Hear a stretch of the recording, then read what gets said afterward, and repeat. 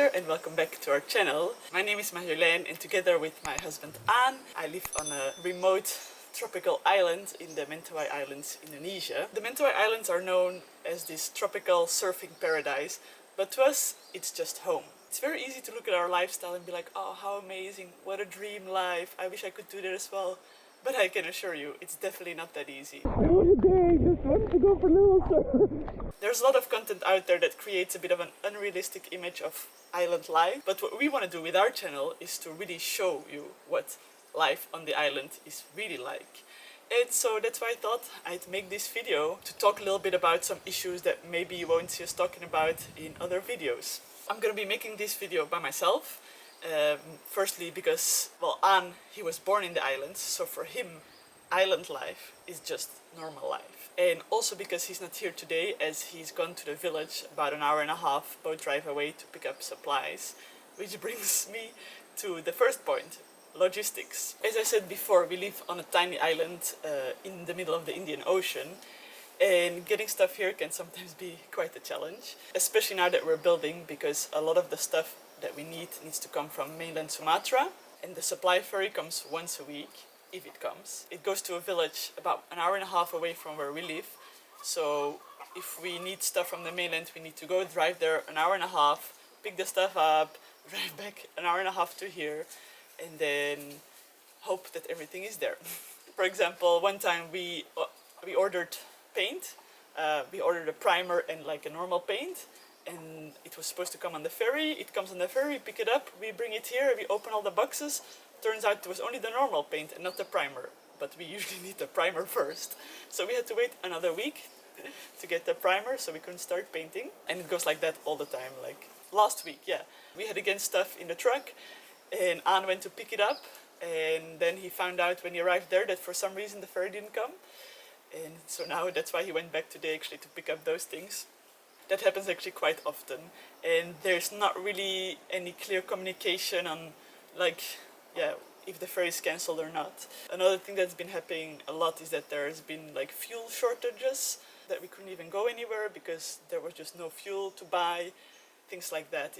Really is a very remote area, and yeah, those things happen. It's quite normal out here, but it definitely doesn't make life easy. Next up is the lack of mobility we sometimes experience. So on our island there are no roads. There are no roads or even like pathways that you can drive a motorbike across. It is literally just an island. There's some little tracks that you can walk. They're just used by people to go to their coconut gardens, which means that whenever we want to go somewhere we have to take the boat, which is pretty cool, but it can also sometimes be a little bit inconvenient, especially for me, since I don't drive the boat by myself, or not very far at least. I can actually drive it, but because the weather can change so quickly here, it's kind of dangerous. And there's no emergency room here, or if you get in trouble, it's gonna be hard to get help. That's why I don't usually drive the boat by myself. For Aan, it's less of an issue. He's been driving boats for, I don't know, 15 years, and yeah, for him it's very normal and he can deal with the weather changes and all of that, but for me that's kind of scary. So yeah, sometimes I really do feel a little bit like locked here. Which brings me to the next issue, and that is lack of medical care. In the villages here there's a few small hospitals, but still like they can't do any major treatments, or they can't do many treatments. You can go there, you can get antibiotics, painkillers, you can get stitches done, all those things, but if there's really something wrong, the mainland is 150 kilometers away, and there's only a ferry going 3 times a week. A passenger ferry is going 3 times a week, and it's a whole day of traveling. You can get emergency evacuation, but even that is gonna probably take half a day. I feel like I'm definitely way more careful here than maybe I used to be when I wasn't living here. Yeah, you just don't take any unnecessary risks, and even then you can still get sick. For example, last year I got really sick in July. I was first sick here on the island for a week, and I was just getting higher and higher fever, and it wasn't getting better, so I ended up going to the hospital with the public ferry. It was horrible. I felt really bad, but in the end I made it to the hospital. Turned out I had typhoid fever, which if it's left untreated it can be deadly. Right now I'm happy that it happened because I'd never been to the hospital before here, and they took really good care of me, and that kind of gave me like a trust, like okay, if something happens, it's fine. The hospitals on the mainland are good, and it was, yeah, the staff, the doctors, everyone was really nice. I was in there for 1 week, and then after that it was all good. But yeah, that was definitely scary, and I'm actually really privileged that I can go to the hospital, because for a lot of local people here that is not the case, and they have issues. They leave it way too long until it becomes untreatable, and then they will go to the hospital, but it's already too late. So I'm definitely very privileged that I could go to the hospital. Yeah, it's not the case for most of the people here. Yeah, and that's just harsh reality of island life.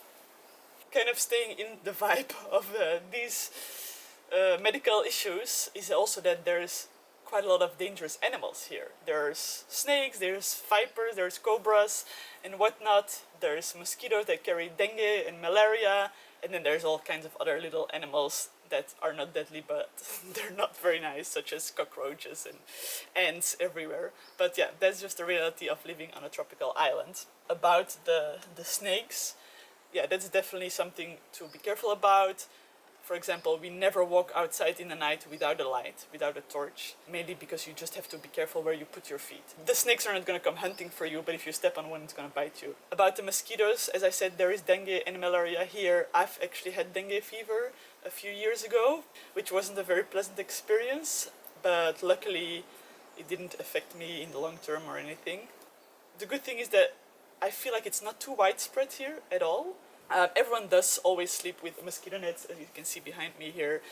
Even on days when you feel there's not many mosquitoes, I always sleep under a mosquito net every night. I'm one of those people that the mosquitoes seem to love. They're always biting me. My legs are full of scars of mosquitoes, and then they get infected, and then sometimes you get like a staph infection from an infected mosquito bite.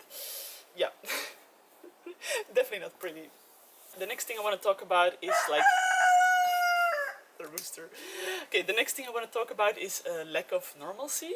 I sometimes get the feeling that we're living in some kind of like a parallel universe. Like there's the island life and then there's like real life. And it can feel a little bit isolating at times, especially because yeah, I can't just go and like grab a friend to have a coffee or something and talk about some issues I'm dealing with or things like that. I'm sorry, the rooster just keeps making noises, but I hope you can hear me still. And yeah, so that's something I struggle with sometimes. Like you're kind of separated from society, which can be a good thing, to be honest. I don't really mind that. Luckily, we do have family and friends here, but they do all live on a different island. So if we want to go there, we have to take the boat, or they have to take their boat to come and visit us. So then we're back to the lack of mobility. Then the next thing is the Wi-Fi connection. So we don't have Wi-Fi. We have a little bit of phone signal, but yeah, it's not easy, especially because the rest of the world does have Wi-Fi. So to organize things, to stay in contact with people, we have to go other places, and yeah, that's just a bit annoying sometimes. We are definitely hoping to get Wi-Fi next year. I'm kind of waiting for Starlink to come to Indonesia, as the Wi-Fi that is available in the islands at the moment is super expensive. It's around $200 to $300 per month for a pretty bad connection.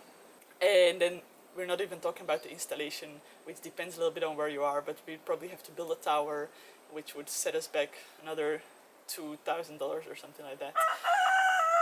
So yeah, I'm crossing my fingers for Starlink to come, or for like the government to build another 4G tower on an island that's over there, so that way we could get better connection.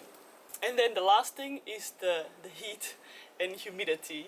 So it's usually around 30 to 35 degrees here every day. In the night it cools down to 25, 26, something like that. But the humidity here is through the roof. There's like more than 90% of humidity all the time. Even in the dry season, at the moment we're experiencing the El Nino weather pattern, which means no rain here. So it's super dry, but the humidity is still very high. That's not a big problem, but sometimes I struggle a little bit with being productive in the heat, because it's so hot, you kind of feel a bit lazy, a bit sleepy. And then everything also gets so moldy here because of the humidity. It's just crazy. Whenever you don't use something for a few weeks, you can count on it to be white and have like little hair growing on it when you take it out. So yeah, that's just the reality of island life, I would say. Maybe this all sounds a little bit depressing, but don't worry, we do still love to live here, but I just want to keep it real and yeah, talk a little bit about issues that I struggle with and that Anne also struggles with, but maybe a bit less than I do. If you want to see why we do love living here, then click on the screen right now, and I'll see you in the next video.